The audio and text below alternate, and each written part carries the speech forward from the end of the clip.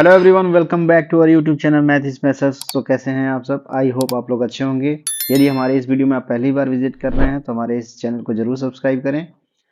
तो जैसा कि हम लोग चैप्टर 12 कंप्लीट कर चुके हैं, सरफेस एरिया एंड वॉल्यूम्स। इसके बाद का चैप्टर यानी कि स्टैटिस्टिक्स है, तो इसको हम लोग आज जो है स्टार्ट करने वाले हैं। और साथ ही साथ हम लोग इसमें जो फर्स्ट टॉपिक है हमारा वो स्टडी करेंगे आज की क्लास में। ठीक है, तो पहले यहाँ पे देख लीजिए, कुछ पॉइंट मैंने यहाँ पे ऑलरेडी यहाँ पे मेंशन कर रखा है, जो कि है क्या कि आप क्लास क्लास नाइन्थ में आप लोगों ने क्या क्या स्टडी किया है। तो बच्चों, ये चीज आप अवेयर हैं इन सब चीजों से। क्लास नाइन्थ में आप लोगों को क्या क्या पढ़ा? आपने पढ़ा है कि अनग्रुप डेटा। ठीक है, अब ध्यान दीजिए, अनग्रुप डेटा कैसे बनता है। रॉ डेटा से हम लोग क्या करते हैं, अनग्रुप डेटा बनाते हैं।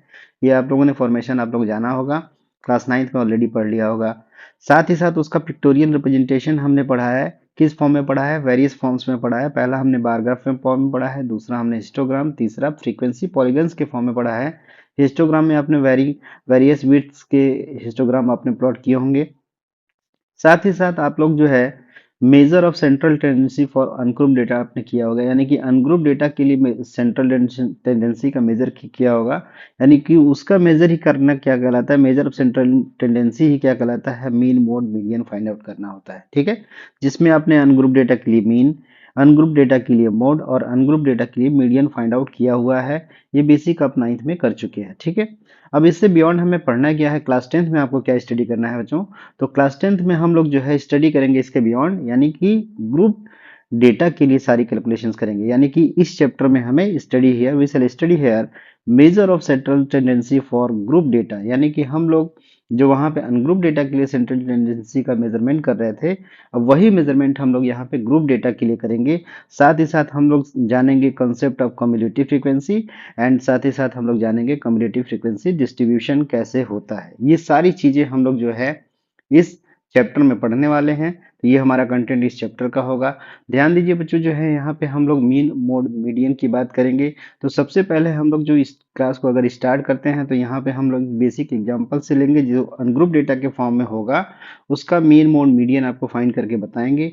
साथ ही साथ उसको कैसे कन्वर्ट करेंगे ग्रुप डेटा में, ये आपको बताएंगे। ठीक है, आपने ऑलरेडी क्लास नाइन्थ में ग्रुप डेटा का एग्जाम्पल देख रखा है, जिसमें कोई भी डेटा जो है यानी कि उसको कैसे क्लास इंटरवल्स के फॉर्म में रिप्रेजेंट किया जाता है, ये चीज़ आप कर चुके हैं। तो जस्ट यहाँ पे हम लोग उसका एक रिवीजन करेंगे, उसके बाद हम लोग जो है फटाफट अगले इसके मेथड्स पे बढ़ेंगे। ओके, तो जैसा कि हम लोग यहाँ पे बात कर रहे हैं एक एग्जाम्पल की, तो एक एग्जाम्पल हम यहाँ पे ले लेते हैं। सिंपली आपको क्या क्या रहा है क्वेश्चन में कि marks of 20 students of class 10 in UT of mathematics paper of maximum marks 20, ये दे रखा है। ठीक है, अब मार्क्स क्या दे रखा है, यहाँ आप लोग लिख लेते हैं मार्क्स। यहाँ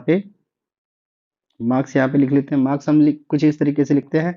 अब ये ध्यान दीजिए कि यहाँ पे रॉ डेटा पहले दिया दिया था, दे रखा था, तो उसको हमने अरेंज कर दिया। रॉ डेटा दे रखा होता है यानी कि डिसऑर्डर फॉर्म में दे रखा होता है, उसको हम लोग अरेंज कर लेते हैं तो वही हमारा डेटा बन जाता है, जो कि अनग्रुप डेटा के फॉर्म में होता है। तो अनग्रुप डेटा के फॉर्म में हम क्या करते हैं, जैसे कि हमारे पास कोई डेटा दे रखा है, suppose that this is marks इसके 8 9 10।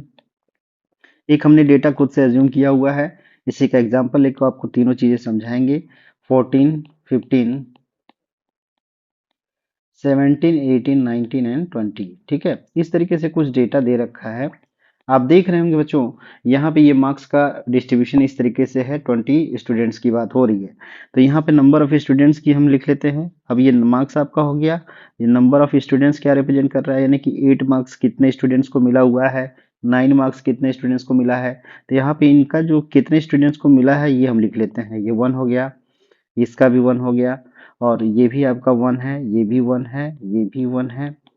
ठीक है, 13 भी आपका 1 है, 14 आपका 2 टाइम्स है, 15 आपका 2 टाइम्स है, और 17 4 टाइम्स हमने यहाँ पे लिया हुआ है, 18 3 टाइम्स लिया हुआ है, 19 1 टाइम्स और 22 टाइम्स लिया हुआ है। तो बच्चों, ये जो डेटा है ये हम एक एग्जांपल खुद से अपने से लिया हुआ है, जिसमें रॉ डेटा से हमने ये फॉर्मेशन किया है इस टेबल का, जिसमें फर्स्ट टेबल में आपको फर्स्ट रो में दिख रहा होगा कि यहाँ पे हमने क्या रिप्रेजेंट किया है, मार्क्स रिप्रेजेंट किया है। सेकेंड रो में हमने जो है नंबर ऑफ स्टूडेंट्स रिप्रेजेंट किया है। तो आपको अच्छे से पता है कि आप जानते हैं कि जो डेटा होता है उसको हम लोग एक्स आई से रिप्रेजेंट करते हैं। ये बात समझ में आ रही है? ठीक है, अब जो डेटा यानी कि जो ऑब्जर्वेशन है कितने टाइम्स अकर हो रहा है या कितने टाइम्स वो आ रहा है उस डेटा कलेक्शन में, वो हमारा क्या कहलाता है, उसकी फ्रीक्वेंसी कहलाती है, जिसको हम लोग एफ आई से रिप्रेजेंट करते हैं। तो आपको समझ में आ रहा है कि 8 की फ्रीक्वेंसी क्या है, 1 है। 9 की फ्रीक्वेंसी क्या है, 1 है।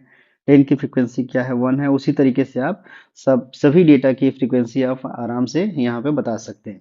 तो बच्चों ध्यान दीजिए, यहाँ पे सबसे पहले हम लोग किसकी बात करेंगे, मीन की बात करेंगे। अब देखिए बच्चों, मीन है क्या। मीन आपने पढ़ा होगा, मीन को ही हम लोग क्या बोलते हैं, एवरेज बोलते हैं। एवरेज बोलते हैं तो बच्चों सीधे दिमाग में आता है, एवरेज का मतलब क्या होता है, sum of all observations. Sum of all observations, यही दिमाग में आता है, divided by total number of observation.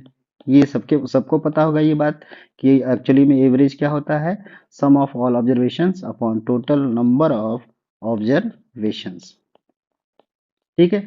तो आपने अनग्रुप डेटा के लिए क्या किया था, आपने क्या किया था कि सभी डेटा का सिंपली क्या करते हैं, 8 + 9, 9 + 10, 10 + 11, 12 + 13 + 14 + 15, सभी डेटा को इंडिविजुअली ऐड करके उसके बाद ये काउंटिंग करके कि ये डेटा कितना है टोटल, उससे आप डिवाइड करते थे। ये 9th में आप करते थे। इसी को हम लोग फॉर्मूले के फॉर्म में कैसे रिप्रेजेंट करते हैं, जो कि आपने फॉर्मूला पढ़ा होगा कुछ एक्स बार के फॉर्म में, यानी कि हम लोग मीन को एक्स बार के फॉर्म में रिप्रेजेंट करते हैं और इसको लिखते हैं sigma F I X i divided by sigma F I. अब यहाँ इन चीज़ों से आप अवेयर होंगे बच्चों कि एक्स बार क्या रिप्रेजेंट कर रहा है, मीन को रिप्रेजेंट कर रहा है।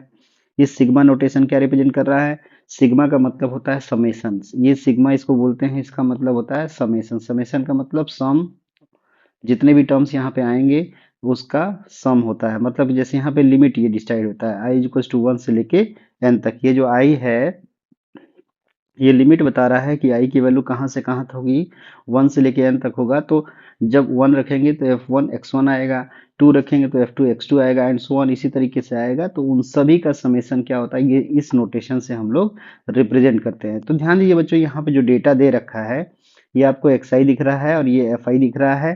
तो यहाँ से हम लोग क्या कैलकुलेट करते हैं, पहले हम लोग कैलकुलेट कर लेते हैं F I X I. F I X I जरा कैलकुलेट करिए क्या आ जाएगा, एफ आई एक्स आई यानी कि इनका मल्टीप्लीकेशन। 8 × 1 क्या आएगा, 8 आ जाएगा। 9 × 1 क्या आएगा, सेकेंड 9 आ जाएगा। 10 × 1 ये भी 10 आ जाएगा। 11 × 1 11 आ जाएगा। 12 × 1 12, 13 × 1 13, 14 × 2 आपका आ जाएगा 28। उसके बाद आपका 15 × 2 = 30, फिर आपका आ जाएगा 74 × 4 = 68, और आपका अगला आएगा 18 × 3 = 54। नेक्स्ट है 19 × 1 = 19 और 22 × 40। ये आपका आ गया बच्चों, ये क्या आ गया, ये एफ आई एक्स आई आ गया। अब इसके बाद एफ आई का यानी ये आपको एफ आई एक्स आई आ गया। अब इससे आपको क्या निकालना है, sigma F I X I, यानी इनका सम निकालना है। ठीक है, इस टोटल का सम निकालेंगे। तो जैसे ही इनका हम सम निकालते हैं बच्चों, तो हमारे पास कितना आता है, ये 302 आ जाता है। आप ऐड कर लीजिए, 8 9 17 27 38 to 40 50 63 63 8 71 91, इस तरीके से आप ऐड कर लेंगे, ये 302 आ जाएगा। अब बात करते हैं सिग्मा एफ आई निकालते हैं। सिग्मा एफ आई का मतलब ही क्या होता है बच्चों, यहाँ पे कभी कभी कैपिटल एन आपको दिखेगा, यानी कि टोटल नंबर ऑफ ऑब्जर्वेशंस, यानी कि कोई डेटा कितनी टाइम अकर कर रहा है उसकी फ्रीक्वेंसी है, और सारी फ्रीक्वेंसी को ऐड कर लेंगे तो टोटल नंबर ऑफ डेटा निकल जाता है। तो आपको कहीं पे एन दिखेगा, कहीं पे सिग्मा एफ आई दिखेगा, तो कंफ्यूज नहीं होना है, बोथ आर सेम। इसको ऐड करते हैं, कितना है, 1 2 3 4 5 6 8 10 14 17 17 1 18 18 टू 20, यानी कि सिग्मा एफ आई हमारे यहाँ पे कितना आ गया है, 20 आ गया। तो क्या इससे एक एक्स बार की आप वैल्यू निकाल सकते हैं, यानी कि मीन आपका क्या आ जाएगा, simply X bar is equal to आ जाएगा sigma F I X I, यानी कि 302 डिवाइडेड बाई ये आपका आ जाएगा 20, जिसको कैलकुलेट करेंगे तो ये हमारे पास कितना आएगा, 15.1। इसका क्या आ गया, मीन आ गया, मीन या एवरेज आ गया 15 पॉइंट। ये कन्वेंशनल मेथड है, यानी कि सबको ऐड करके फिर टोटल नंबर से डिवाइड करना। ये कन्वेंशनल मेथड है जो कि 9th में हमने पढ़ा है। उस फॉर्मूले से हम लोग यहाँ पे कैलकुलेट करें तो क्या आया हमारे पास, एक्स बार हमारे पास 15.1 आ गया। ठीक है। इसके बाद हम लोग मोड की बात करेंगे। तो मोड देख लेते हैं क्या होता है। तो मोड बच्चों जैसा कि आप लोग ऑलरेडी पढ़ चुके हैं कि मोड एक्चुअली क्या होता है। मोड जो होता है the data which is occurring most, मतलब कि जो हाईएस्ट टाइम अकर होता है, यानी कि किसी भी डेटा में जो ऑब्जर्वेशन जित मैक्सिमम बार अगर आता है तो वही हमारा डेटा क्या कहलाता है, उसका मोड कहलाता है। जैसे यहाँ पे हम लोगों ने देखा था फ्रीक्वेंसी अभी, तो फ्रीक्वेंसी जैसा कि हम लोगों ने यहाँ पे देखा है कि सबकी फ्रीक्वेंसी में 17 की फ्रीक्वेंसी सबसे ज्यादा है, यानी कि 17 जो ऑब्जर्वेशन है वो 4 टाइम्स अकर हो रहा है।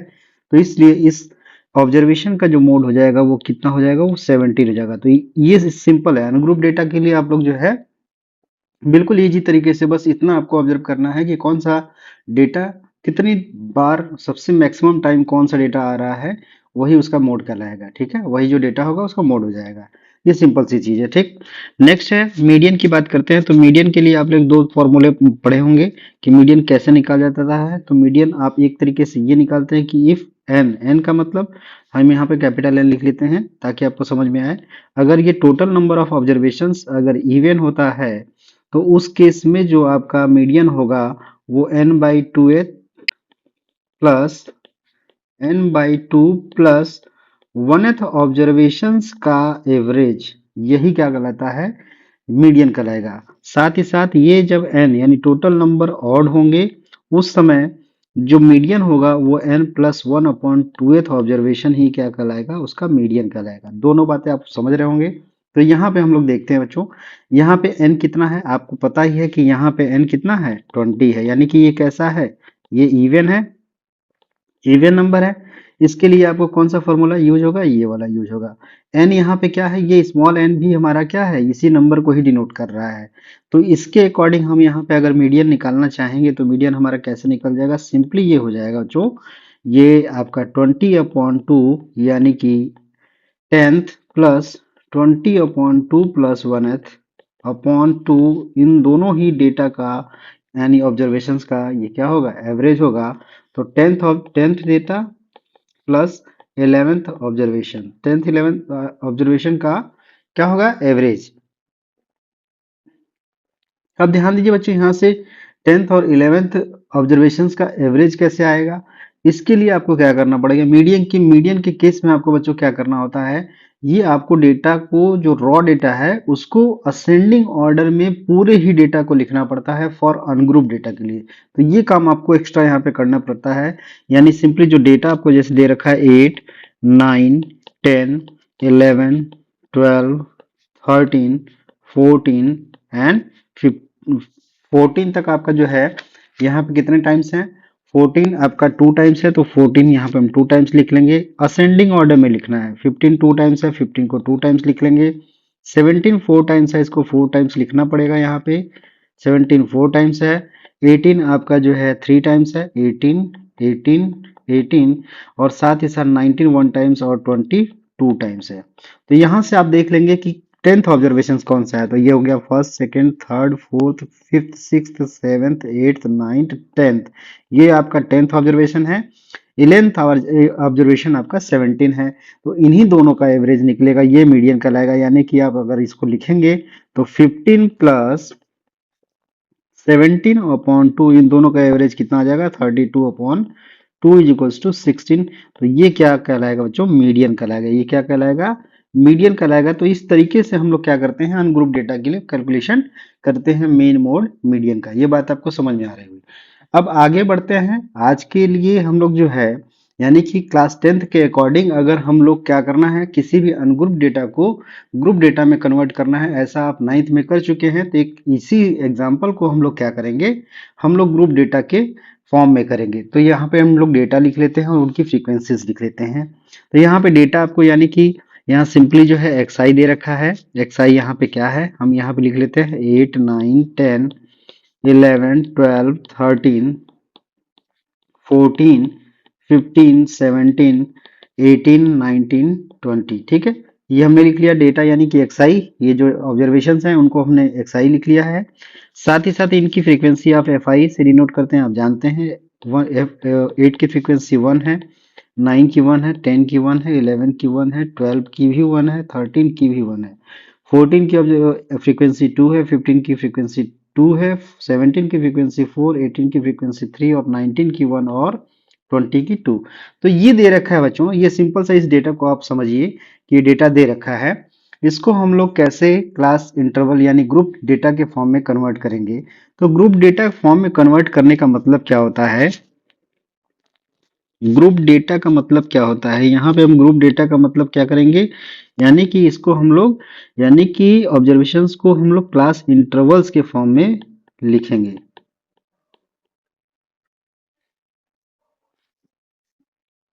अब देखिए क्लास इंटरवल्स होता क्या है। सपोज दैट यहाँ पे जो भी ऑब्जर्वेशंस आपको दिए हुए हैं 8 से लेके 20 तक ऑब्जर्वेशन दे रखे हैं।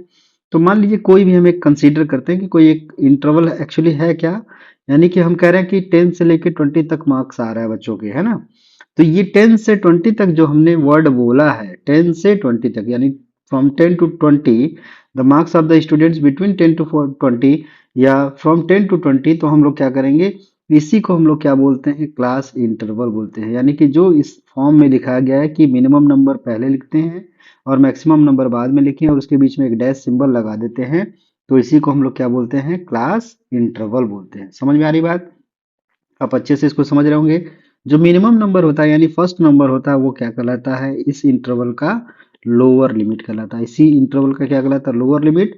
और जो सेकंड नंबर होता है यानी कि मैक्सिमम नंबर होता है, ये क्या कहलाता है, इसी इंटरवल का अपर लिमिट कहलाता है। ये बात आपको समझ में आ रहा होगा। साथ ही साथ इन दोनों के बीच का जो डिफरेंस है, यानी कि डिफरेंस क्या कहलाता है, क्लास साइज या क्लास विड्थ कहलाता है। क्लास साइज आपको समझ में आ रहा होगा, क्लास साइज या क्लास विड्थ ये क्या होता है, ये होता है difference between difference between upper limit and lower limit, upper limit and lower limit। ये बात आपको समझ में आ रहा होगा, ठीक है। तो ये सब चीजें ये अगर आप जान गए हैं, तब आप ग्रुप डेटा के फॉर्म में इस अनग्रुप डेटा को इजीली कन्वर्ट कर सकते हैं। अब देखिए कैसे करते हैं।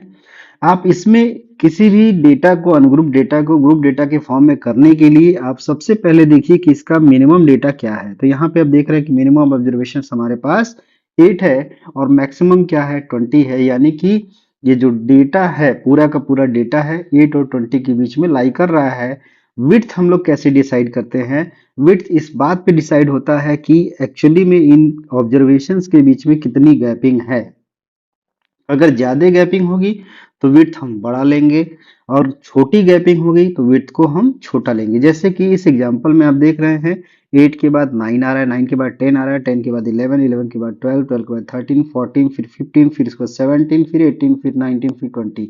इसका मतलब इनके बीच में डिफरेंस एक या 1 या 2 का है, तो इसका मतलब यहाँ पे विड्थ हमको छोटा लेना पड़ेगा। अब विड्थ हम लोग क्या लेंगे, यहाँ पे देखिए 8 से 20 तक है, तो क्लास इंटरवल में जो आपने हमने बताया, तो इस इंटरवल के लिए अगर ये मैं लिख रहा हूं तो इस इंटरवल में 10 इंक्लूडेड होता है लेकिन 20 इंक्लूडेड नहीं होता है। ठीक है, ये जो 20 होगा अगले इंटरवल जो इसका अगला बनेगा 20 टू 30, यहाँ पे 20 इंक्लूडेड होगा और फिर से ये 30 इंक्लूडेड नहीं होगा, 30 नेक्स्ट इंटरवल में इंक्लूडेड होगा। ऐसा ही पैटर्न चलता रहता है। ठीक है, तो इस तरीके से हम लोग इस डेटा को कन्वर्ट करेंगे किस फॉर्म में, ग्रुप डेटा के फॉर्म में। तो देखिए कैसे करते हैं बच्चों। हमारे पास जो दे रखा है ये सिंपली आपको क्या दिया है, 8 से लेके 20 तक दे रखा है, तो हम 8 से स्टार्ट करेंगे और इसकी क्लास विड्थ हम लोग लेते हैं। क्लास विड्थ को यहाँ पे हम लोग स्मॉल h से रिप्रेजेंट करते हैं। ठीक है, तो क्लास विड्थ यहाँ पे हम लोग h बराबर 2 ले लेते हैं। ठीक, क्योंकि बहुत माइनर सा डिफरेंस यानी 1 या 2 का डिफरेंस है, तो हम लोग यहाँ पे क्लास विड्थ इसकी 2 ले लेते हैं। तो यहाँ से आप देख रहे हैं कि अब पहला इंटरवल क्या बनेगा, 8 से 10 बनेगा या नहीं बनेगा। ठीक है, नेक्स्ट क्या बनेगा, अब ध्यान दीजिए ये कॉन्टिन्यूअस इंटरवल हमको बनाना होता है। कॉन्टिन्यूअस का मतलब क्या हो रहा है कि जहां पे ये खत्म हो रहा है वहीं पे ये शुरू होगा नेक्स्ट इंटरवल, इसी को हम लोग कॉन्टिन्यूअस इंटरवल बोलते हैं। ठीक है, नेक्स्ट आप बात करते हैं बच्चों, नेक्स्ट अगला क्या होगा, इंटरवल क्या बनेगा, ये 12 टू 14 बनेगा। नेक्स्ट बनेगा आपका 14 टू 16। नेक्स्ट क्या बनेगा, 16 टू 18 बन जाएगा। इसके बाद 18 टू 20। अब आप कहेंगे सर जो हमारा लास्ट डेटा है वो तो 20 ही दे रखा है। बट बच्चों अभी देखिए, अभी हम लोगों ने बताया आपको कि हमने देखा कि जो इंटरवल होता है उसमें लास्ट जो होता है नंबर वो इंक्लूडेड नहीं होता है, वो नेक्स्ट इंटरवल में इंक्लूड होगा। तो इसलिए यहाँ पे एक और इंटरवल लेना पड़ेगा जो कि 20 से 22 के बीच में होगा। इतनी बात आपको समझ में आ गई होगी। अब आते हैं हम लोग, इसको हम लोग क्या बोल देंगे, ये हमारा क्लास इंटरवल हो जाएगा।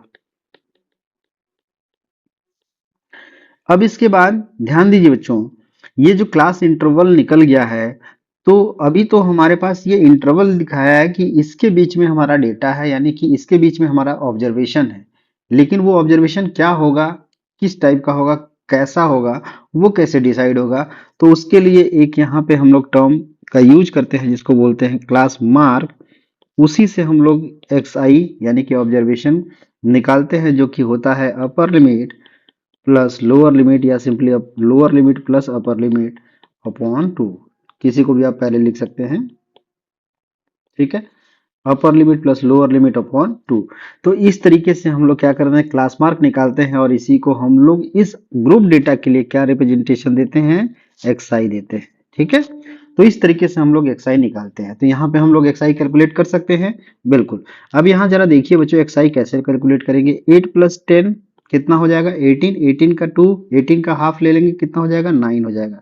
बच्चों ध्यान दीजिए, आप जब भी ग्रुप डेटा में ये कैलकुलेशन एक्सआई का कर रहे हो, यानी क्लास मार्क निकाल रहे हो, आपको अच्छे से पता है कि ये जो इंटरवल्स हैं, इन सभी इंटरवल्स का क्लास विड्थ सेम है।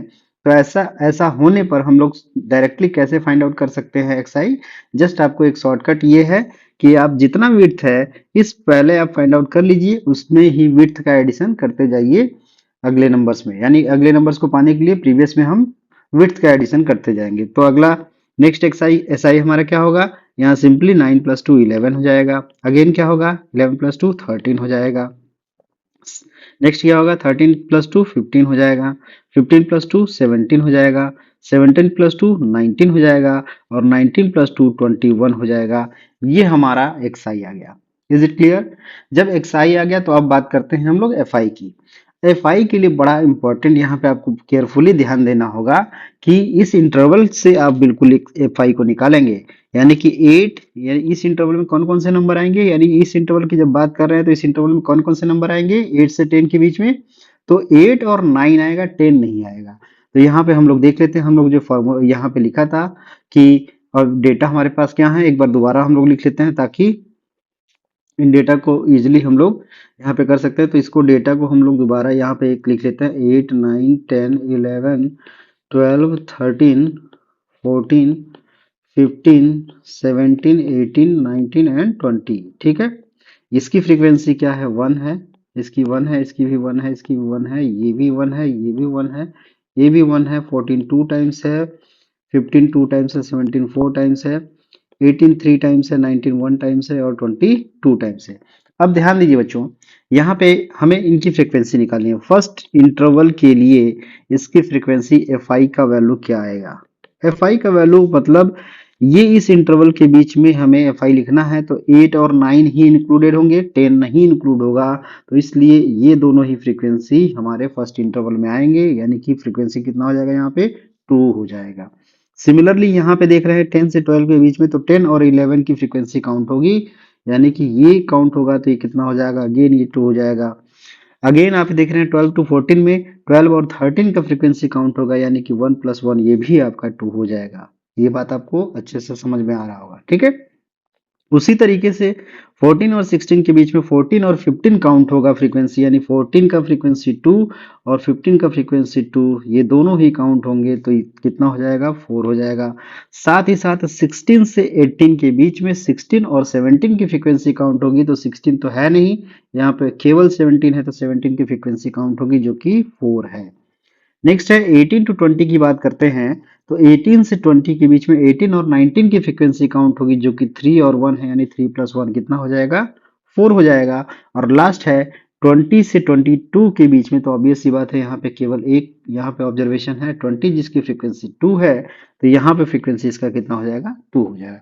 तो इस तरीके से बहुत ही केयरफुली आप लोग क्या करेंगे, क्लास इंटरवल को देखकर डेटा की फ्रीक्वेंसीज को कैलकुलेट करेंगे, ठीक है। नेक्स्ट स्टेप क्या होता है, अभी आपने फॉर्मूला जो देखा है, X bar is equal to sigma F I X I, इसके बारे में आप लोगों ने 9th में पढ़ा हुआ है। अभी हम लोग थोड़ा सा इसके बारे में डिस्कस करेंगे। तो इसकी ये फॉर्मूला हमारा क्या होता है, मीन का फॉर्मूला होता है। अब एक्चुअली में मीन होता है क्या है बच्चों, यहाँ पे मीन क्या होता है, जैसे कि हम लोगों ने डिस्कस ऑलरेडी कर ही लिया है कि मीन क्या है, एवरेज है। तो यहाँ पे हम लोग just x bar is equals to, ये इस तरीके से भी नोटेशन इसका कर सकते हैं आप, आई इज इक्वल्स टू 1 से लेकर n sigma F i into x i divided by sigma i is equals to 1 to n f i. ठीक है, यही आपका दो तरीके से नोटेशन इसका हो सकता है, आइदर इसका यूज करिए या फिर इसका यूज करिए। ध्यान दीजिए इसमें कैलकुलेशन अब क्या चाहिए, हमें एफ आई एक्स आई चाहिए और सिग्मा एफ आई चाहिए। तो एफ आई एक्स आई के लिए हमें एक टेबल यहाँ पे बनाना पड़ेगा, जिसको हम लोग एफ आई एक्स आई का टेबल नाम दे देते हैं। उनका मल्टीप्लीकेशन यहाँ पे हम लोग करते हैं, 9 टू जा 18 हो जाएगा, 11 टू जा 22 हो जाएगा, 13 टू जा 26 हो जाएगा, 15 4 जा 60 हो जाएगा, 17 4 जा 68 हो जाएगा, 19 4 जा 76 और 21 2 जा 42 हो जाएगा। तो ये आपका बच्चों क्या आ गया, एफ आई एक्स आई आ गया, ये आपका एफ आई आ गया। सिग्मा एफ आई आपका हमेशा ही एन के बराबर होता है, तो एन कितना दिया था, वो 20 ही दिया था। आप कल इसको ऐड भी करके देख सकते हैं, ये 20 ही आएगा। इसको जब ऐड करेंगे बच्चों तो यहाँ पे देखिए कितना आएगा, 2 6 8 8 16 6 22 24 32, यानी 2 आ गया, कैरी कितना होगा 3, 4 7 11 6 17 23 25 27 28 और 3 31, यानी सिग्मा एफ आई एक्स आई कितना आ गया, ये आपका सिग्मा एफ आई एक्स आई कितना आ गया, ये आ गया 312 आ गया। तो इस तरीके से आप लोग जो है यहाँ पे एक्स बार की कैलकुलेट कर सकते हैं वैल्यू, जो कि sigma F I X I यानी कि 312 अपॉन सिग्मा एफ आई यानी कि 20, जब इसको कैलकुलेट करेंगे तो वैल्यू कितना आएगा 15 यानी 15.6 आ जाएगा। ये हमारा एक्स बार आ गया। बच्चों ध्यान दीजिए, ये मीन ग्रुप जो मीन हमने निकाला ऑफ ग्रुप डेटा का, यानी कि उसी अनग्रुप डेटा को हमने ग्रुप डेटा के फॉर्म में कन्वर्ट किया और हमने उसका क्या किया, फाइंड आउट किया, मीन फाइंड आउट किया। तो ये तरीका होता है मीन फाइंड आउट करने का किसी भी ग्रुप डेटा को। तो सिंपली इसी को हम लोग क्या बोलते हैं, इसी मेथड को, यानी कि this method is known as direct method, this method is known as direct method, this method is known as direct method. यहाँ पे दो मेथड और आपको पढ़ने हैं बच्चों, एज्यूम्ड मीन मेथड, ठीक है, assumed mean method, two other methods are, two other methods are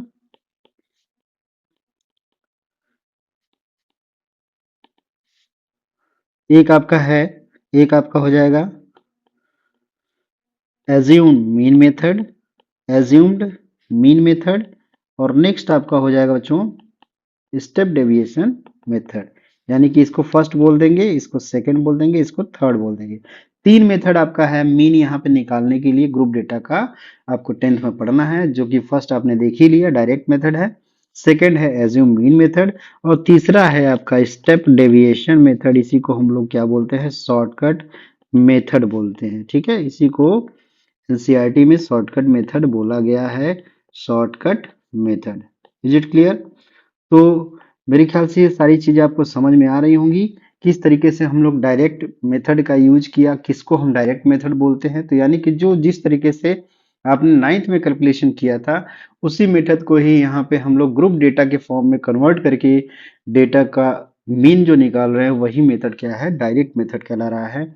और ये तीनों ही मेथड हमारे पास क्या है, ये मीन निकालने के मेथड है। इससे हम लोग क्या करेंगे, मीन फाइंड आउट करेंगे, और तीनों केसेस में मीन की वैल्यू सेम आएगी। तो आप पूछेंगे कि अगर सेम आ रहा है तो इसको निकालने की जरूरत क्या है। तो जस्ट आप जो बड़े बड़े नंबर्स, अगर आप डेटा में जो ऑब्जर्वेशन अगर छोटे छोटे हैं तो उनका कैलकुलेशन छोटा होगा, लेकिन जैसे ही वो जब ऑब्जर्वेशन आपको बड़े आएंगे, 1000 आ गया, 500 आ गया, हाँ, इस तरीके से नंबर अगर आ जाते हैं तो उसमें कैलकुलेशन क्या हो जाता है, काफी जो है लंबा हो जाता है। उस केस में हम लोग जो इन दोनों ही मेथड्स का यूज करते हैं, जिससे हमारा कैलकुलेशन थोड़ा सा छोटा हो जाता है, इजी हो जाता है, इस वजह से इनको यूज किया जाता है। ओके, तो बाकी के दोनों मेथड्स को हम लोग नेक्स्ट क्लास में डिस्कस करेंगे। आई होप आपको आज की क्लास पसंद आई होगी, सारी चीज़ें क्लियर हो गई होंगी। अगर कोई भी डाउट आपको रह जाता है तो कमेंट सेक्शन में आप अपने डाउट्स को ड्रॉप कीजिएगा, उसका सोल्यूशन जरूर मिलेगा आपको। और साथ ही साथ अगर हमारे इस वीडियो पे आप नए जुड़े हैं तो हमारे इस चैनल को जरूर सब्सक्राइब करें और लाइक कमेंट जरूर करें और शेयर भी करें। Okay, so thank you everyone.